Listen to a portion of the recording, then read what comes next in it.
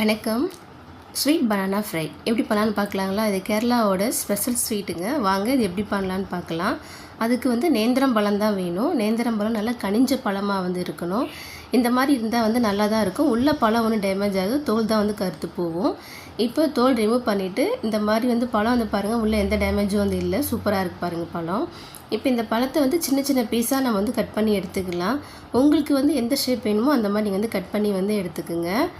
இப்போ அகலமான ஒரு கடாய் வந்து எடுத்துக்கிட்டு அதில் வந்து நெய் வந்து விட்டுக்கலாம்.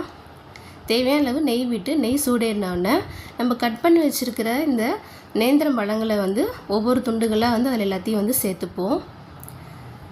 கடாய் வந்து சூடு ஏறினோடனே அடுப்பை வந்து சிம்மில் வச்சுருங்க. எல்லாத்தையும் சேர்த்துட்டு ஒரு 5 நிமிஷம் வந்து ஸ்லோ குக் ஆனதுக்கப்புறமா திருப்பி போடுங்க. எல்லாம் செவந்து அழகாக வந்து மொறு மொறுன்னு வரும். எல்லாத்தையுமே வந்து திருப்பி போட்டுக்கலாம். 2 பக்கமும் ஒரே மாதிரி ஈவனாக வெந்ததுக்கப்புறமா இதுக்கு வந்து நாட்டு சர்க்கரை நான் வந்து 2 ஸ்பூன் வந்து போடுறேன். உங்களுக்கு இன்னும் வேணால் வந்து நீங்கள் வந்து சேர்த்துக்கலாம். உங்களுக்கு சர்க்கரை வேணால் நீங்கள் சர்க்கரை சேர்த்துக்கலாம். டேஸ்ட் வந்து நல்லாயிருக்கும். அவங்க நார்மலாக வந்து சர்க்கரை தான் வந்து சேர்ப்பாங்க. இப்போ சேர்த்துட்டு நல்லா வந்து மிக்ஸ் பண்ணி விடுங்க. Sweet banana fry ready.